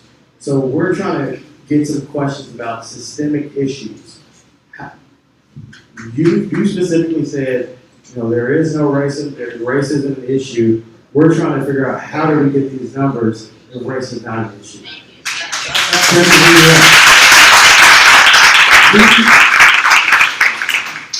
We are very much a data-driven department. That means that we're constantly looking at data on a regular basis. Matter of fact, I just got briefed today on our business intelligence program. That can actually tell us what's going on the ground, right? And so what we do is we put our officers based on where we see trends in terms of crime. I strongly believe that a child in East Austin and Runberg and St. John's and the areas, Dove Springs, has the same right to go to the playground, to go to the store, to go wherever they want to go without being arrested by the police, but by the same token, they should be able to do so safely without having to worry about muggings or rapes or drug dealers or prostitutes, and so we're data-driven. And so what will happen is, unfortunately, because of the challenges in society as it relates to opportunities, economic opportunities, educational opportunities that impact communities of color, those socioeconomic issues lead to a lot of challenges in our communities. And consequently, because we want to bring down those communities, is we put more resources. Our mental health teams, which are teams that we use to impact any ongoing criminal things going on in the community, that's where we're going to be. And so it does create an issue. One thing I'm very proud of is that Nelson Linder and I met last year, and Jim, it was last year, and we now have the most restrictive consent search policy in the country. Consent search is when I ask you for permission, and quite frankly, a lot of times people are afraid to say no because they'll think, oh, the cops are going to mess with me. Our consent search policy is the most restrictive in the country. A huge number of those searches that you're alluding to, because we have more people working in those areas, there are a lot of arrests, and a huge percentage of those are what's called instant to arrest. That are searches that are actually subsequent to an arrest, which would happen whether you're black, white, or brown. But it's all relates to, I think, the bigger underlying issue in our country of the economic challenges, the educational challenges, the challenges of in the enrichment programs or anything else. We're talking about young people, so we can not have a need to put those extra resources in communities of color. And it's not just here, but around the country. I'm glad you mentioned resources, sir, because the thing is, like, I know we all read about cameras here, but the thing is, we shouldn't have to pay more. We shouldn't have to pay more of our tax dollars to make them more accountable. I think what's missing from this conversation is the fact that the Austin Police Department sucks up more than 60% of the city's budget, 60 to 70% of the city's budget. And so when you talk about putting more resources in these communities, I don't think those resources should be more policing.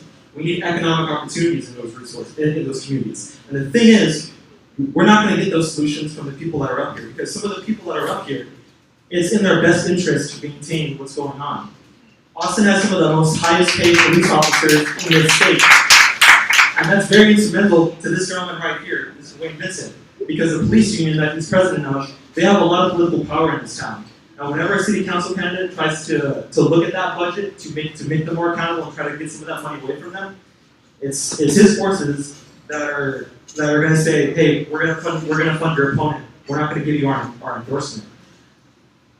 So I challenge everyone here that if you want to see a change to these issues, it's not going to come from these people that are up here. It's going to come from folks like Larry Dux and Sister Lakiza who are standing up to these kind of things. So I really want to hear, if you're interested in trying to change these things, come to our public talk that Lakiza and myself are putting on September 18th. We have flyers. Now I do have a question for you, sir. I want to know more about this use of force training, because obviously it's not working. As far as I'm concerned, it seems to me like, you just have like pop-up mannequins, and it's like a white mannequin with a baby, you don't shoot that one, but if it's a black person with a gun, you shoot that one. Like, tell me what this use of force training is, because it's obviously not working.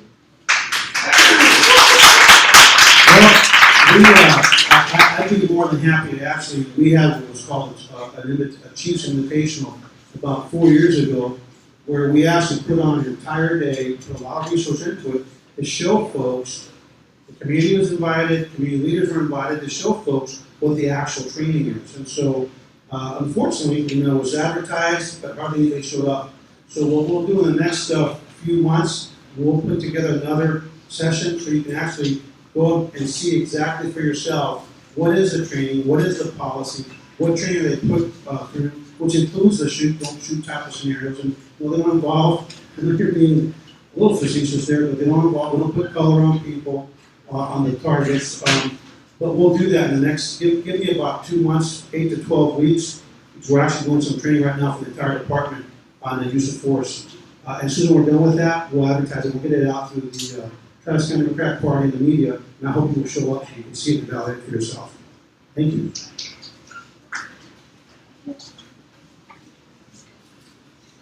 Hey, you guys, I just want everyone to give a hand to Ms. Span. She didn't mention her name, but that's the kindergarten teacher that's really getting the root of this. And, my name's Chris Corsby. I'm the precinct chair of the Travis County Democratic Party. We've got over 100 vacant. We need more people in this process who are willing to take the time, like all you have to know.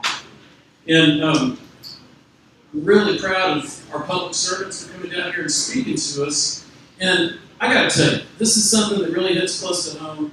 My uncle got his head blown off. Well, I'm getting there, just be patient. So, and one of the things I'd really like to see most people being respectful and listening to each other. I got a minute, right?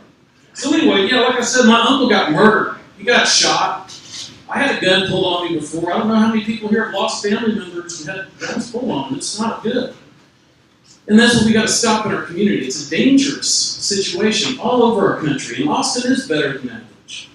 But these people that work in law enforcement, they're really afraid a lot of times. And the people that are walking down the street and they're getting locked up and persecuted and shot for no good reason, they're fearful.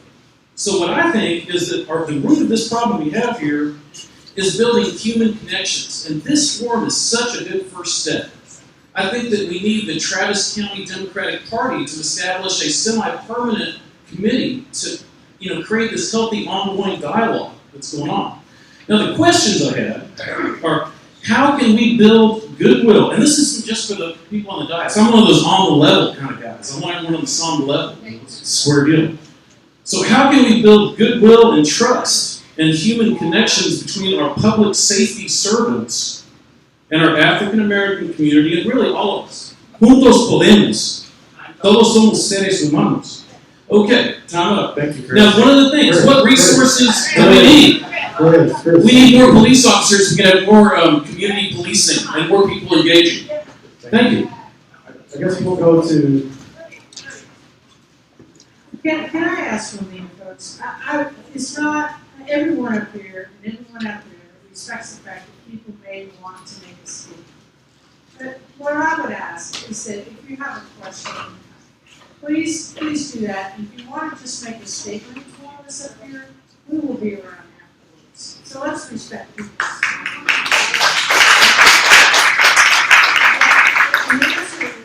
To actually answer the question Cindy asked, I think that what needs to happen is that our police officers and our sheriff's deputies need to be actually part of our community. Where children overcome fear is when the police officer lives next door to them, or the person that they meet at the church or at the daycare or wherever it may be, is also the person who is the law enforcement officer in the community. And we need to do things to encourage our departments, both the sheriff's office and the police department, to recruit from our community. And if those occasions where we do recruit people from outside, to make sure that they have a connection to this community, something other than taking a very good paycheck and learning a little bit of a resume and going somewhere else. And Wayne's going to say, and we need to make it affordable for people to live in our community, which I focus on that too. But we need to have folks as our neighbors and know each other outside our world. thank you. My name is Scott Anthony, and I'm here with Claudette. And I really wanted to kind of follow up on this talk about community connection that Ms. Frazier was talking about. And I'm 6 generations into this town. I'm the 6th on my mother's side, and her father used to tell me about his growing up here in East Austin and about Officer George, or George, he just called him George. And he said, I don't know why George just liked me.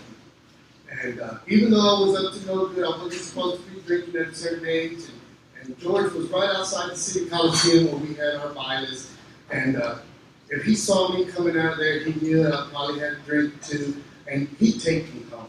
He put his lights on when he got to my house so that the neighborhood and my father knew who brought me home. But see, nobody ran from George, my grandfather said, and everybody respected that man. And that's a cherished, like a teaching that my grandfather has given me. He's still here with us. And I would kind of want to see what does it look like if an officer walks a beat and knows everybody on that block, but not only that, they know him. Maybe his name might be George. So I guess I'll put that question up to them.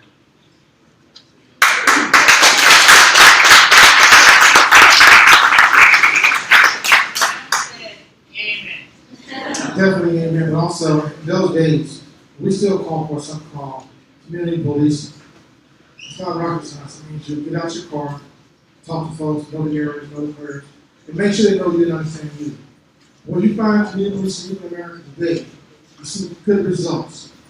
So you've got to have folks who care about the community, know the community, who also know how to communicate, and realize that every situation doesn't require force.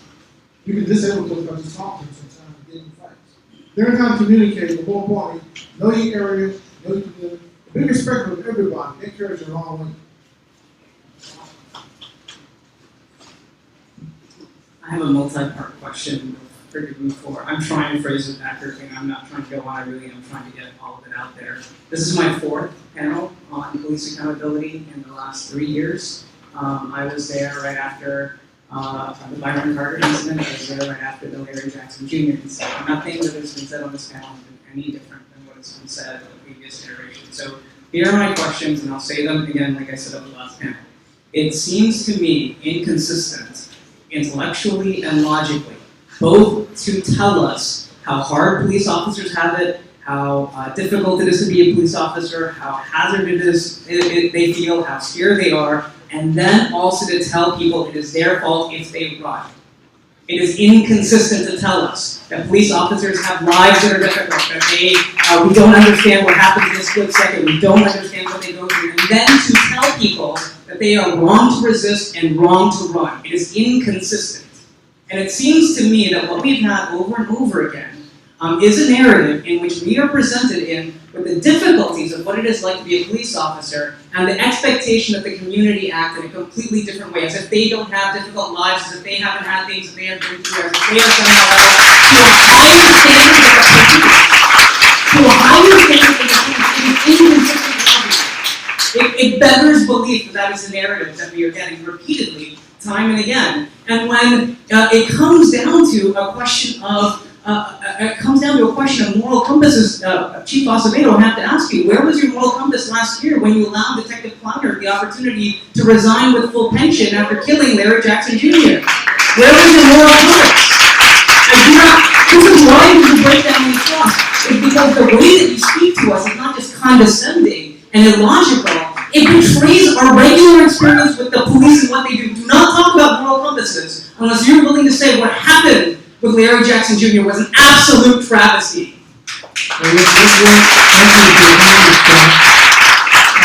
First of all, I have absolutely zero ability to take away someone's retirement. Zero.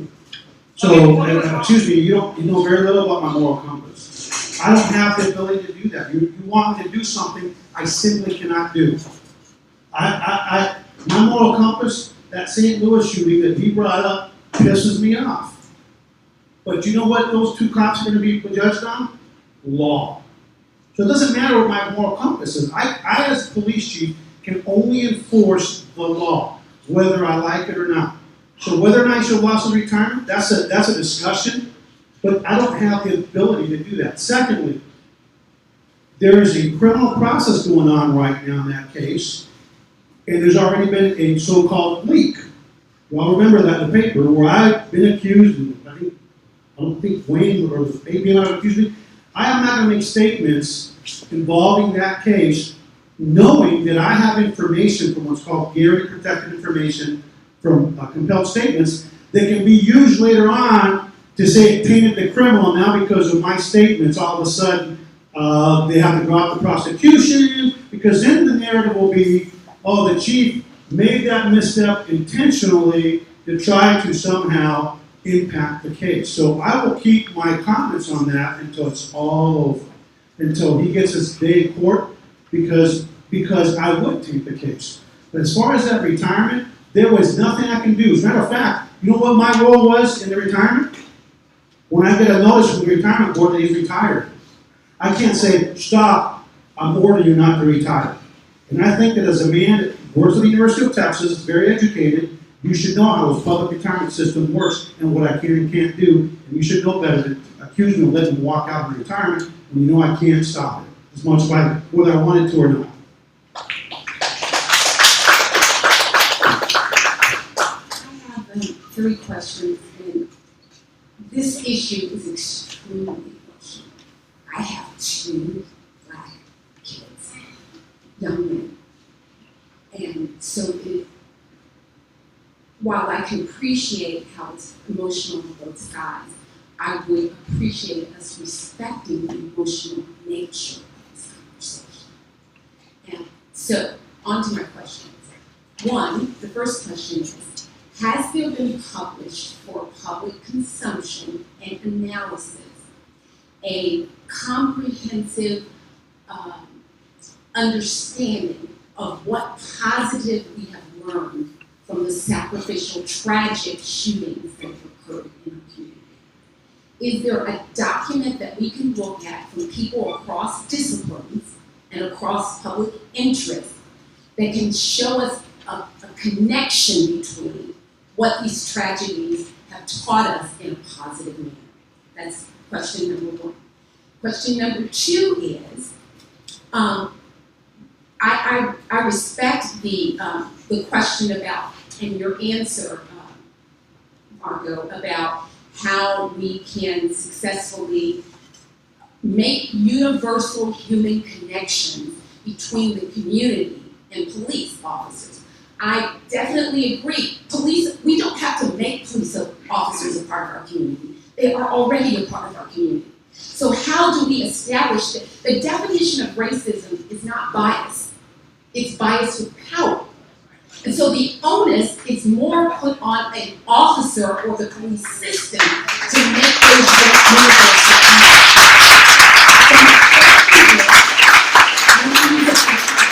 So my question is, how do we as thought purveyors, community leaders, in our specific spheres of influence, this young kindergarten teacher, how do we work with the police and other people in a cross-disciplined way to make that connection that you are a part of this community? And that when you prosecute or you insult or you demean someone, regardless of the color of your skin, and specifically because of the color of your skin, you are denigrating and disintegrating your community. So I want some answers about how we as thought purveyors and people of influence can make that connection. I'm not sure that officers often see themselves as part of this community. So what can we do to foster that? Well, I think there are several things we need to do.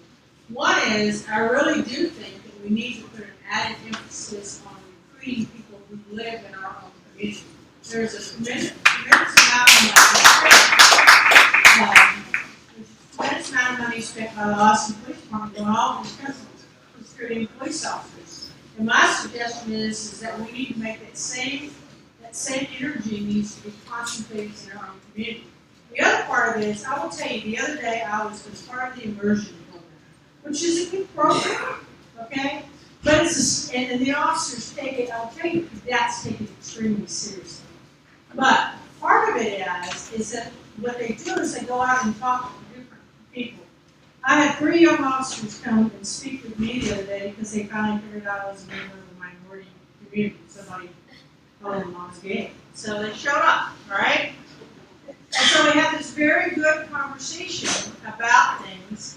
Well, the thing that was shocking to me was none of those 3 men were from Austin or anywhere in the central Austin area. One was from Minnesota, one was from somewhere else. Every one of them was from out of state. And so my question is, how do we take and make those people understand, and I mean those people, there's us and there's those, because right now they're those because they're not part of our community and don't have the enthusiasm for this one place we call Austin and Travis County. How do we take those young, mostly young men, unfortunately, young women would be nice too, how do we take them and make them a part of our community? And I would suggest, quite frankly, if they were a person of color, what we might say is, well, I'm going to invite them to my church because they may not have a church home. Well, I would suggest, quite frankly, we need to invite them to our church. We need to invite them to our families. We need to do some things to make sure that officers understand, have the ability to, I see your hand up, but, and I'm just run right past that stuff. And there, Wayne or Fox back there, or some of these uniform officers tell me that we need to have a way to make them understand and be part of the community. And be back to the situation of when I was a little kid, growing up in San Antonio, that the police officer who lived down the street, that I knew him by name, and he knew me by name, and the fact that I trusted him made me trust other police officers. We got to do that. We have to have people as part of our community. I want to address the first part of the question because I just got back from a conference in Chicago, folks like us all over the country. A little history. These shootings are nothing new. In the 1990s, we had Robert Woodward who was killed on off the mark for the whole time. That's not illegal. We had Johnny Cannell who was really ill in 98. Eric McDonald in 98. Stephen Scott in 2000. But in 2002, when he was killed, we revised mental health policies in the city. That's important. In 2003, when Jesse Owens was killed, guess what? We put cameras in police cars. In 2005, when Daniel Roker was killed by Julius Schroeder, for the first time, a white cop was found in this town for killing a Hispanic person. That's important. When Michael Clark was killed on I-35 at Williams County, 10 people was on top of him. Tasers. We addressed that. We Kevin Brown was killed in 2007. FBI investigation. Nate Sanders, 2009. FBI investigation. See, one of our problems is we have very short memories. There's nothing new about these shootings. But the laws have changed now a lot. And I tell you, 2014 is much different than 2000. And my challenge is, other than just us talking, get your city council involved and ask them, what are we doing about race in the city? Are they writing policies on economic therapy and education and jobs? Are they really? Show me one right now in the city council who's going to really think about race in the city. Racism is a problem. Let's address it. You're elected people. We're not doing anything new. The foundation has been laid in this country already for us. Let's build on those successes and go forward. The laws have been changed. We have to keep fighting, keep learning, and remember that we're human beings, but we can also have a very high standard. Thank you very much.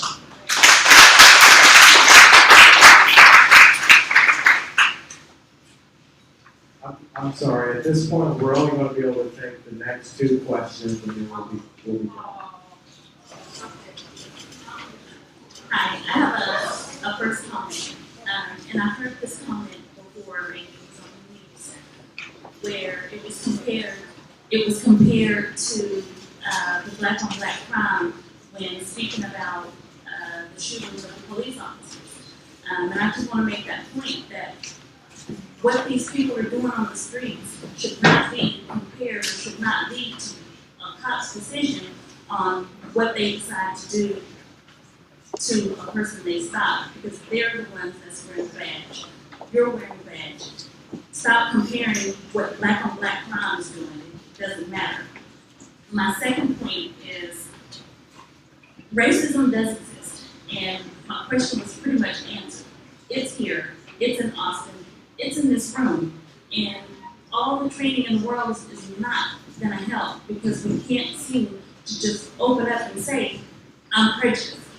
I don't like whites. I don't like blacks. And until we are able to surpass that, nothing is going to be fixed. Black men are going to continue to get shot and killed. And I would like to know, how do we get to the point where we can say racism is here, now what do we do? Because whether my black boys are loved or liked by anybody else, I love them.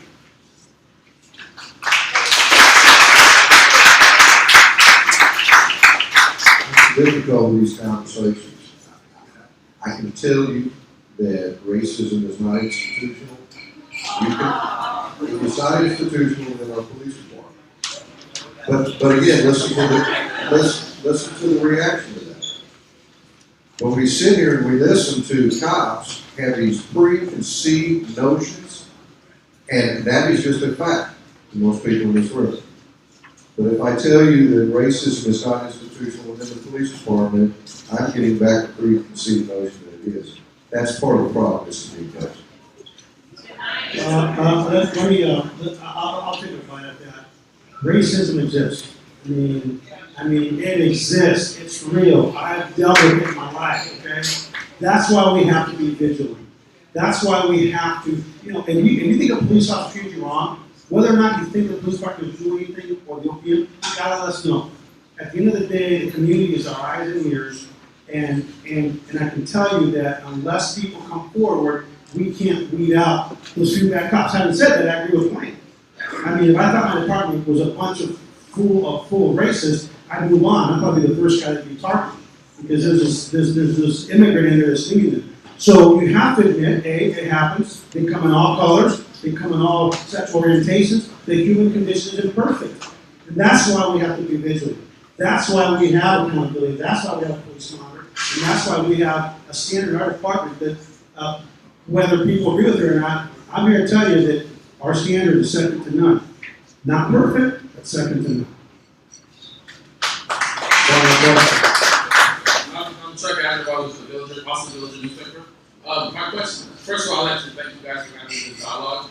I have 2 questions. First of all, why are not more elected officials on the podium, because police officers just enforce the law?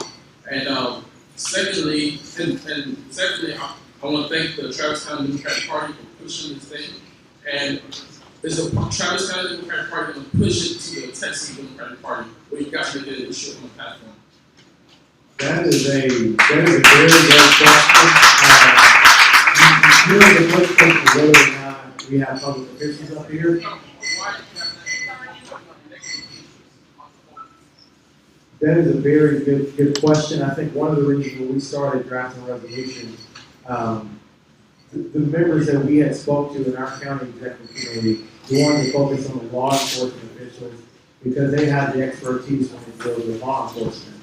However, I do think that is a great point, and maybe we should have a conversation with the elected officials as well.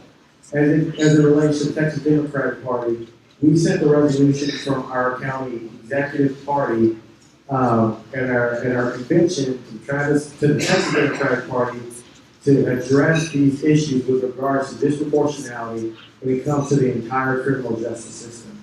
Whether that involves the DA level, the judges, police officers, the whole 9 yards, we did send that resolution off to the Texas Democratic Party.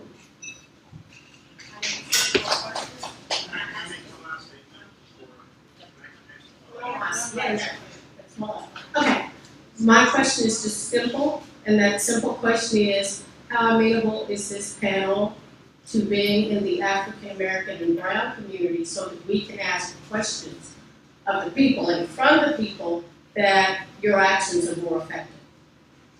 I don't want to speak for the whole panel, but we're always available, and actually we conduct meetings in all of our communities on a regular basis with myself, my executive team, even our commanders. But I want to throw out one thing, because I think knowing the police and policing the community is very important. It's very, very important. We have very little limited time on patrol. Please, if you haven't done this, 2 things. 1, consider going to the Citizens Police Academy. It's every Tuesday for 11 weeks, so you can see a little bit more. 2, when we do that use of force seminar, we're doing about 8 weeks, 8 to 12 weeks in time, because it takes a lot of work. Please come out so you can see how we're training. And 3, if you haven't spent time on a Friday or Saturday night, go out on a ride-along.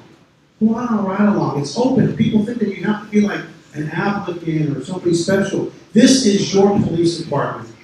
Go out on a ride-along and share your experiences, your thoughts with those young officers, because nothing's going to impact the men and women on the front line more than the community. If they get closer to them and then get closer to the community. So please take it on, and thank you all for being here tonight. There's nothing worse than going and waiting for your family to get chewed out and nobody shows up. Thank you all for taking your time for being here tonight.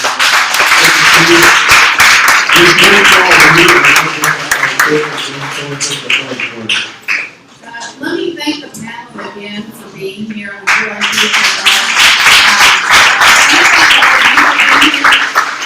appreciate to all of you. Also, this dashboard from the Community Advancement Network, it's got a lot of good information in there about our community. And let me ask you this. I'm thrilled that we had such great turnout. I'm thrilled that we had such a thoughtful discussion. I hope that we will continue these discussions. I would love to have your input to any of us about who else you would like to have here. I heard loud and clear that you'd like to have somebody from the DA's office here. We can certainly do that. Tell us what else you would like to hear. I think we need to continue these conversations, and we'd like your input on that as well. Again, thank you so much for being here.